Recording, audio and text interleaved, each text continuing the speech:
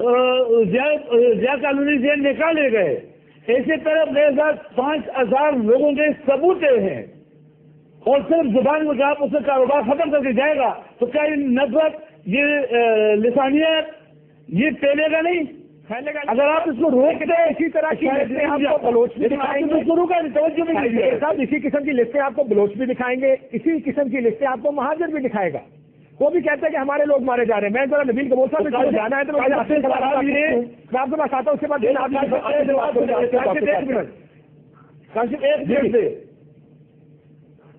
ایک منٹ جی جی بولو جی جی شاید میں یہ کہتا ہوں کہ نہ بلوچ پولیس ہو نہ پٹھان پولیس ہو، آرمی تو سب کی ہے، ہو جائے کوئی ادارہ آ جائے کہ وہ آ کے اکراس رپورٹ، اگر میرے پارٹی میں ایسے ہیں جو میرے اردو بولنے والے بھائیوں کو تکلیف ہے ان سے، سب سے پہلے ان کو پکڑے اریسٹ کرے، میں ان کے ساتھ ہوں۔ اگر میرے گھر میں ایک چوہا مردار ہو جائے اور بدبو کرے، میرے گھر میں بدبو آ رہا ہے، اگر اس چوہے کے میرا پڑوسی آ کے اس کو نکال کے باہر پھینک دے اور میرے گھر میں خوشبو آ جائے گا تو مجھے اور کیا چاہیے خدا سے؟ میں تو بادشاہ خان کا پیروکار ہوں، میں سب چاہتا ہوں کہ بندوق اور ٹارگٹ کل اور لینڈ مافیا اور ڈرگ مافیا اگر بادشاہ خان کی پارٹی میں آئے گا تو کیا بادشاہ خان کے پیروکاروں کو تکلیف نہیں ہوگا؟ ٹھیک، نکال دیں اس کو، بالکل۔ لیکن مسئلہ پھر وہ یہ وہیں پہ آ گیا نا سر، یہ مسائل اور یہ کمپلین سارا نبیل کمور صاحب ہمیں سر لائن پہ موجود ہے؟ جی میں موجود ہوں۔ میں سر اتنا کہنا چاہ رہا ہوں کہ شاہد صاحب کو یہ کیا پولیس ہے کیا؟ پولیس کوئی کہ مجھے پتا ہے کالی بھیڑیں ہر جگہ موجود ہیں، پولیس کے اندر بھی، جس طرح میں نے سر اس میں زیادہ کالی بھیڑیں آ گئی ہیں نا، پولیس تو نہیں، پولیس تو ناکام ہو گئی۔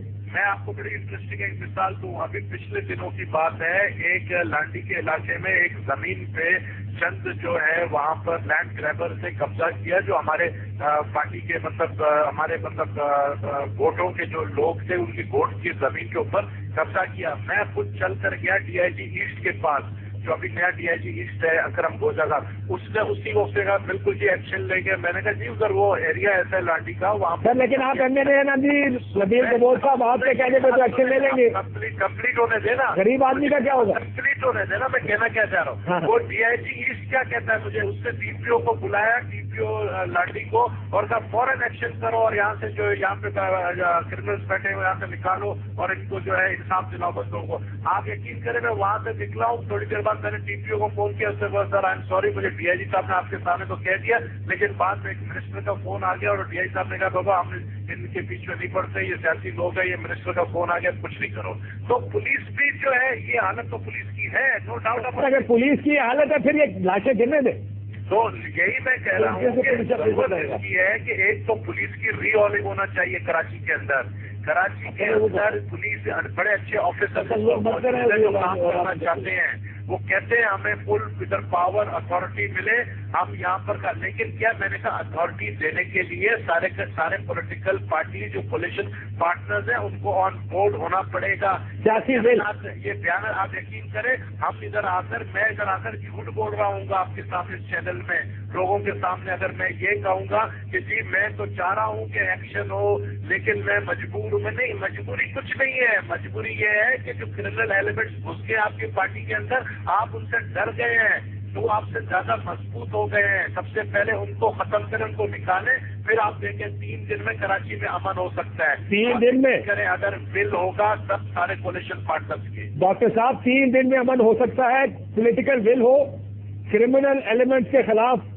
آپ کارروائی کرنے کو تیار ہو۔ نبیل صاحب نے بھی واقعہ سنا ہے کہ جب اگر کچھ آپریشن پولیس کرنا بھی چاہتی ہے تو کوئی وزیر روک دے گا، کوئی سیاسی جماعت روک دے گی، کوئی گروپ آ کے کہے گا کہ جی ہمارے لوگ ہیں، پھر تو کراچی میں امن نہیں ہو سکتا۔ بدن کا تھوڑا سڑ چکا ہے، اس میں سے پیپ نکل رہی ہے، پھیلتا جا رہا ہے، کینسر بن چکا ہے، اب اس پر مرہم مت لگائیے، دوائی مت دیجیے، اس کا صرف اور صرف آپریشن علاج ہے۔ اگر آپ کے پھوڑے کو نہیں نکالا، آپریشن آپ کہہ رہے ہیں اس کا علاج صرف آپریشن ہے، اور اگر آپریشن نہیں کیا گیا، میں بہت ذمہ داری کے ساتھ یہ جملہ ادا کر رہا ہوں کہ کراچی میں مرنے والوں کا تمام جتنے لوگ مر رہے ہیں ان کا خون اشفاق پرویز کیانی صاحب کی گردن پہ ہوگا، چیف جسٹس افتخار چودھری صاحب کی گردن پر ہوگا، اور یقیناً زرداری صاحب کی گردن پر تو ہوگا۔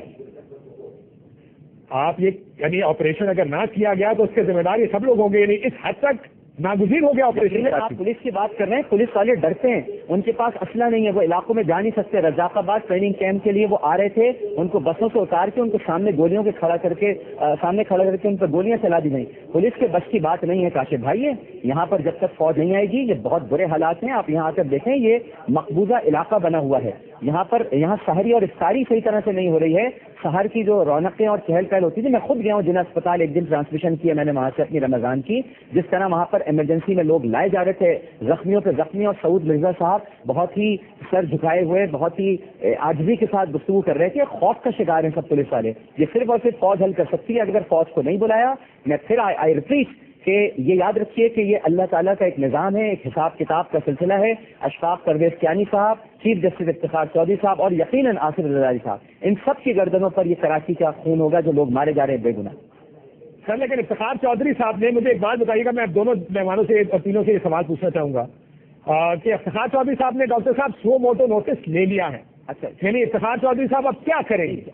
आपका क्या ख्याल है कि शुरुआत कैसे करेंगे? उनकी जिम्मेदारी थी, मुझे नहीं पता था। आपने बताया कि सो मोटो एक्शन ले लिया है, लिहाजा वो बड़ी जिम्मा हो चुके हैं। अब वो अपनी जो भी करते हैं जुडिशियल कार्रवाई, बट आप अगर हो उनकी जगह, आप पहले किसको बुलाना चाहेंगे? जी, मैं तो अगर उनकी जगह, वो बहुत ही नेक इंसान है और बहुत मुंसिफुल मिजाज है, लेकिन अगर मैं उनकी जगह पर होता तो मैं सबसे पहले हुकूमत से ये कहता बुलाकर के, आपके पास जब आईनी इख्तियारात मौजूद हैं, आइन के अंदर ये गुंजाइश है कि किसी भी इमरजेंसी की सूरत हाल से निमटने के लिए आप फौज को तलब कर सकते हैं, तो क्यों नहीं बुलाते फौज को? इस वक्त इमरजेंसी तो है, और क्या है? फौज होती है हालत अमन के अंदर अपने काम करती है और हालत जंग में भी अपना काम करती है। क्या ये हालत जंग नहीं है? क्या लोग मर नहीं रहे? सड़कों पे लाशें फेंकी नहीं जा रही, बोरियों में बंद कर करके उनके टुकड़े, चाहे वो मुहाजिरों के हों, चाहे वो पख्तूनों के हों, चाहे वो बलोच। मैं जनाब असलियत का कायल ही नहीं हूँ। मैं कहता हूँ कि सारी कौमियत, मैं मानता ही नहीं हूँ कि जनाब आप किसी एक कौमियत की बात करिए। पूरा पाकिस्तान गुलदस्ता है, ये मेरी कौम है, सब मेरे वतन के लोग हैं, सबकी लाशें फेंकी जा रही हैं। तो क्या इस वक्त उनकी जिम्मेदारी नहीं बनती कि आईनी तौर पर, मैं ये नहीं कह रहा कि फौज आ जाए,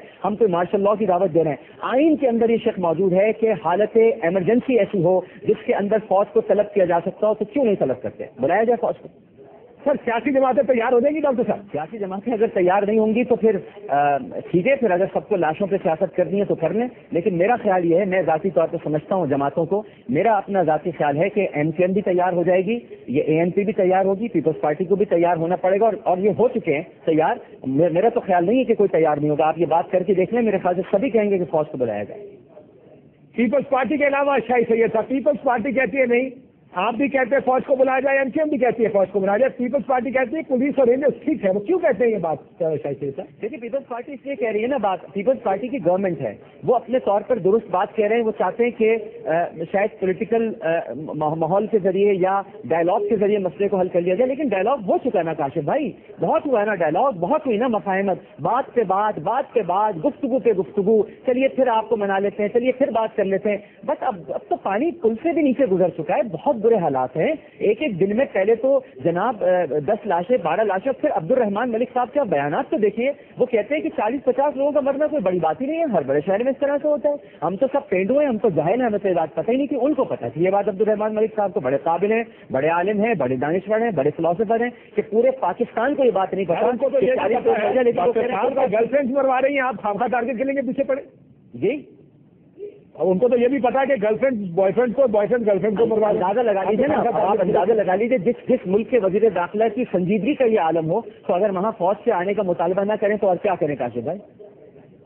बिल्कुल ठीक है। मैं आपके पास आऊंगा आखिरी सवाल के लिए। शाही सैयद साहब, क्या वजह है कि पाकिस्तान पीपल्स पार्टी, तमाम बाकी सियासी जमातों, आज उलमा के ग्रुप ने भी कल ये कह दिया कि फौज को बुलाया जाए, तमाम कौम परस्त जमातें कह रही है फौज को बुलाया जाए, मुत्तहिदा कौमी मूवमेंट कहती है जिसने एक ऑपरेशन भुगताया हुआ है फौज का कि भाई फौज को बुलाओ, ये मसले का हल है।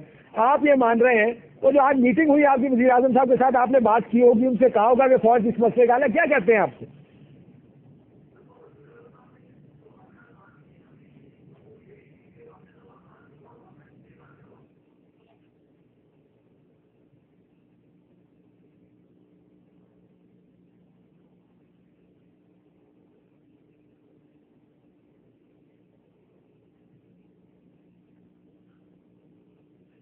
कमजोरी या नाकामी की तरफ एक इशारा है।